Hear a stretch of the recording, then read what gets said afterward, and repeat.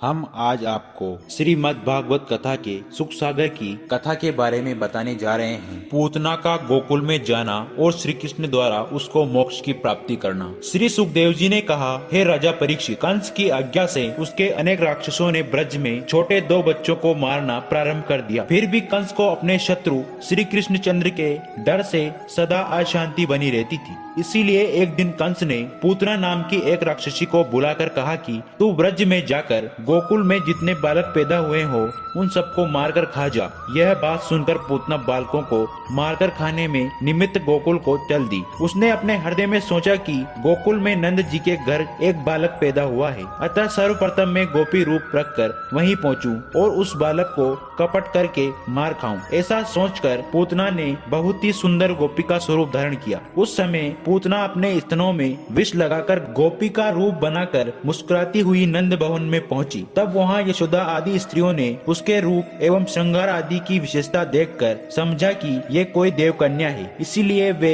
उसका सम्मान करते हुए अपने निकट ही आसन देकर उससे बातचीत करने लग गई। उस समय आनंद कंद श्री कृष्ण जी पालने में झूल रहे थे। जब प्रभु ने यह समझा कि पूतना कपट रूप धारण करके मुझे मारने से निमित्त आई है, तब वह सब कुछ मुस्कुराए। उस समय उन्होंने अपने मन में सोचा कि अच्छा हुआ जो यह प्रथम मेरे ही पास चली आई, नहीं तो कहीं अन्य स्थान पर जाकर न जाने मेरे कितने प्रिय सखाओं को मार डालती। तत्पश्चात पूतना यशोदा जी से कहने लगी, हे यशोदा माता, आपके यहाँ श्याम सुंदर पुत्र का जन्म हुआ सुनकर मेरे घर वालों को बड़ी खुशी हुई है। इसीलिए उनकी आज्ञा से मैं तुम्हारे प्राण प्रिय पुत्र के दर्शन करने आई हूँ। यशोदा ने उत्तर देते हुए कहा, हे बहिन, मेरा कन्हैया पालने में झूल रहा है, तुम चलकर खुशी से उसके दर्शन कर लो। यह सुनकर वह पालने के पास जा पहुंची और बोली, तुम्हारा लाल युग युग कीजिए। इस प्रकार छल भरे वचन कहकर श्री कृष्ण चंद्र को बड़े स्नेह सहित गोद में उठा लिया और उनके मुख से अपना विष भरा स्तन देखकर दुग्धपान कराने लगी। यद्यपि श्री कृष्ण बालक थे, फिर भी वे पूतना के कपट की बात को जान गए। उस समय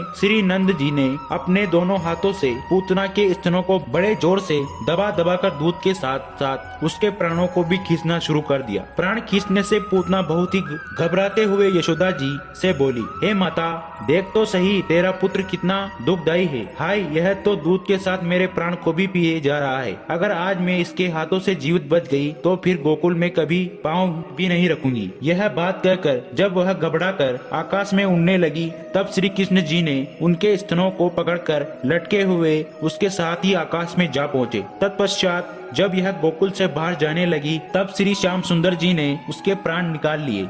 उस समय उस पूतना के आकाश से भूमि पर गिरने से एक ऐसा भयानक धमाका हुआ कि जिसे सुनकर ब्रजवासी लोग डर गए। उस समय उस राक्षसी पूतना का शरीर 6 कोस के बीच में गिरा, जिससे वहाँ के हजारों वृक्ष नष्ट हो गए। तत्पश्चात जब यशोदा एवं रोहिणी ने उस शब्द को सुनकर पालने में बालक श्री कृष्ण को न देखा, तब वे अति व्याकुल होकर उन्हें खोजने के लिए घर से बाहर निकल आई। उस समय समस्त गोपी ग्वालों ने बालक को खोजते हुए गाँव के बाहर पहुँच यह देखा कि बालक श्री कृष्ण उस मरी राक्षसी पूतना की छाती पर चढ़े हुए उसके स्तनों को मुख में दे रहे थे। यह देखकर यशोदा जी ने तुरंत ही बालक को गोद में उठा लिया। उस समय यशोदा उन पर प्यार करके छाती से लगाकर यह बोली, हे प्राण प्यारे पुत्र, आज तुम्हारी परमात्मा ने ही रक्षा की है। तत्पश्चात नंद जी ने उसी क्षण श्री नंद जी के हाथों से दूध देने वाली 10,000 उत्तम गौओं का विधि अनुसार दान ब्राह्मणों को दिलवाया।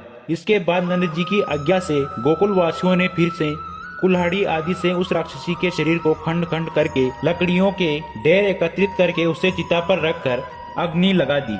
जब उसी राक्षसी का शरीर जलने लगा, उस समय उसमें से चंदन जैसी सुगंध आने लगी, जिससे कि समस्त गोकुलवासी प्रसन्न हो गए। यह सुनकर परीक्षित बोले, हे सुखदेव स्वामी, उस पूतना के शरीर से चंदन जैसी सुगंध आने का क्या कारण था? श्री सुखदेव जी ने उत्तर देते हुए कहा, हे परीक्षित, भगवान श्याम सुंदर ने उसका स्तनपान करके उसे अपने स्पर्श से परम पावन और मुक्त कर दिया था। इसी कारण उसके देह से चंदन जैसी सुगंध उड़ रही थी। अगर दोस्तों आपको यह वीडियो पसंद आया हो तो वीडियो को लाइक करें और चैनल को सब्सक्राइब करें।